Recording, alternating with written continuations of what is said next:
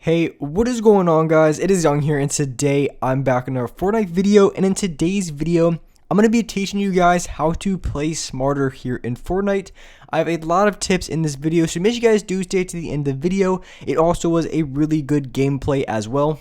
And before we get into the video, I have a V-Buck giveaway. If you guys want a chance to win some free V-Bucks, all you guys have to do is to drop a like on the video. Make sure you guys subscribe to my channel and also subscribe to my second channel. The link for that will be in the description or the pinned comment. Turn on my post notifications and as well comment down below your Xbox gamer tag, your PSN gamer tag or Epic account. And as well, if you guys would like to support me in the item shop, all you guys have to do is go over to the item shop, go down to support a creator, type in my code is Young Humor, and you guys will have me added and supported as a creator. I really do appreciate all you guys who do add me. And alright guys, let's go right to the video. Alright, so in this video, I wanted to give you guys some tips and tricks on how to play smarter here in Fortnite. I wanted to be talking through this gameplay and breaking it down on how I was able to play very smart and also get the win here in this game. I ended up dropping 17 kills, so it was a really good game, probably one of the best games I've had in a while. I actually almost had a 20 bomb the other day. I ended up choking it, but 17 kills still is definitely a very good game, especially because I didn't even have that many kills till a little bit later in the game. So if I picked up a little bit more at the beginning, I would have had so many more kills, probably could have dropped the 20 bomb in this game.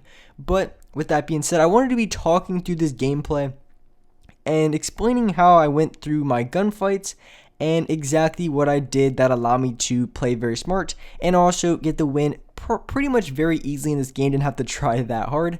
So here I am at the beginning of the game. I have 2 kills. I just got a couple shots on the player I'm now about to push. And of course, I pushed him right away because the second I got the player weak, I knew it was the best time to push. And especially because if that player had extra shield, that is definitely something that I'd want to carry in my inventory. Because I noticed a problem that a lot of people might have is at the beginning of the game, people, after they clear out the first area, so maybe they land Pleasant, Salty, wherever they want to land at, they get out of the area and then they have no shield. Maybe they have 4 or 5 kills, but they still don't have any shield, which can be a big problem because then you have to spend the extra time trying to find locations that have extra shield. But if there isn't any, then you're pretty much stuck going into the next gunfight in the middle of the game when you're going against a lot of people who do have like 500, 600 materials, and they also have 200 shield. So it can be a very tricky fight to win, having pretty much nothing going into the next fight when it comes to shields. So making sure that you push people very fast and very quick at the beginning of the game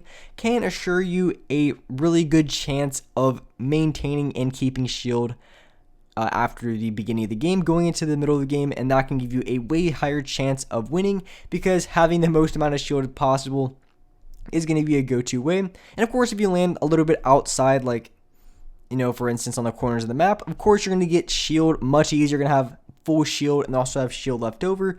But of course, it's not as fun. And if you're looking to get higher kill games or improve, this isn't probably the best route for you. So to keep that in mind, if you are landing at those hot drop locations, that you definitely want to push people relatively fast and even after you get damage on them, especially if you crack your shield. And for a lot of people, they have 3 minis, so they pop 2 of them, so they still have a mini left over. So if you get a couple shots on them and you don't push them right away, you can almost guarantee that they're going to get that last mini off. And even if you are able to win the gunfight against that player, you're not going to pick up any shield for them because they popped it all. And also at the same time, you're going to be walking away with no extra heals.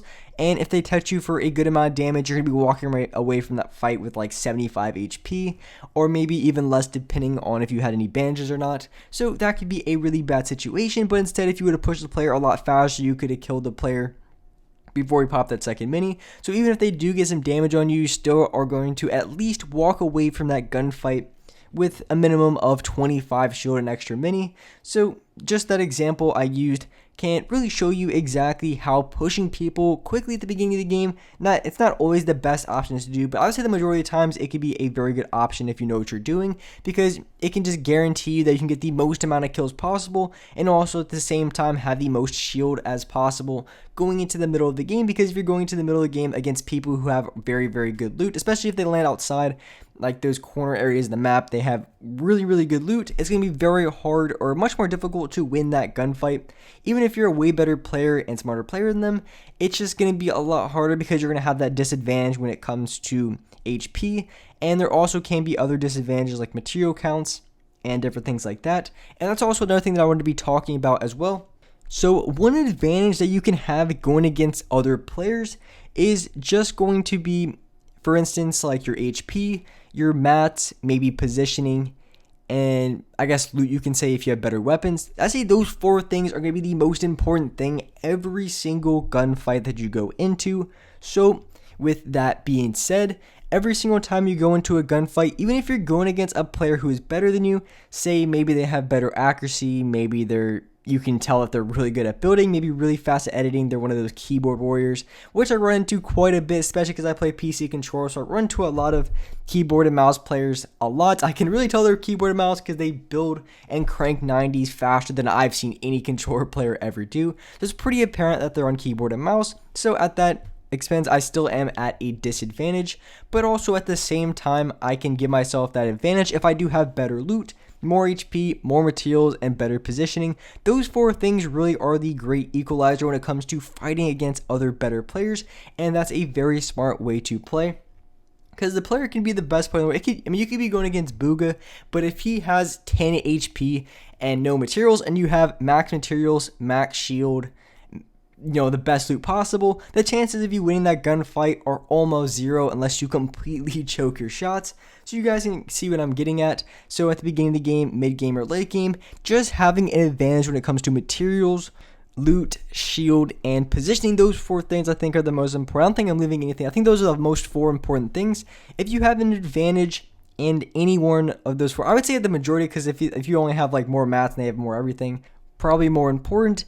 But if you are going against a player and you have the majority of those 3, so you say you have like 3 or 4 out of them, I think you're going to have quite a very good chance of winning that gunfight, because that's going to give you an advantage. And even like I said, even if you are going against better players or players who are quite a bit better than you, if you have those advantages, like I said, there are advantages, and it can be a really smart thing to focus on, making sure they have a good amount of materials. So for me, I play like a lot more aggressive, so I can work with like 400 materials very fine, but some people may need a little bit more. So if you know you need a little bit more materials per fight, always making sure that you have about that material count can be very smart. Otherwise, you're really just shooting yourself in the foot, and it's going to be a lot more difficult to actually get wins and win more gunfights, because you're going to be going up against players who have an advantage when it comes to their mat count. Because if a person has high ground and you have low ground, if you ever want to go for height, go for any high ground retakes, you have to burn a lot more materials than the player who's already above you. And so if you're one of those players that likes to get into build fights or takes their time a little bit more in fights, does a bunch of high ground retakes, for me, I like to build up a couple of times. If they don't do anything, I probably end up just shooting them down or let them just drop down to me. So having an advantage in that 4 areas can be very important. Also, another thing to consider is if you don't have an advantage in any of those things. So if you're low on materials, you either have to play very slow, so maybe use like more cover, more building, stuff like that, or instead you have to play more aggressive, because if you don't have any materials and you're getting shot at in the middle of the open, you pretty much, your only option is to run towards the other player, because otherwise you're going to run out of materials and you're going to be completely screwed over. Or if you have low HP, you have to be very careful on the shots you take and make sure they're very good shots, and that the other player that you're going against is not going to have a very good look on you. And of course, if you don't have good positioning, you have to find ways around it. Maybe wait for them to come down to you, because that's something that I do a lot. Or maybe if you're really good at high ground retakes, you could do something like that. Maybe shoot them down if you have an RPG. So when it comes to playing smart and improving your IQ and different things like that, you really have to learn how to use the different things that you have to your advantage, and also knowing how to counter when people have better loot. So especially at the beginning of the game when someone has a shotgun and you don't, knowing how to play against people like that, and also playing against people who have more HP and better positioning, can also really be useful and get you a lot more wins and improve you as a player much more quick. So those would be my best tips when it comes to playing smart and just improving your IQ at the most, because doing all those things is going to make you have a quite big advantage in the game. And even if you're not going against players, or even if you are going against players who are a little bit better than you, if you have those advantages and you know how to play with them, you can give yourself a way better chance of winning that gunfight and ultimately winning the game. And with that being said, that's a wrap up for this video. If you guys enjoyed this video, if you guys liked it, make sure you guys do drop a like, subscribe to the channel if you haven't already, turn on my post notifications so you guys are notified for every single new video. And alright guys, I'll see you next video.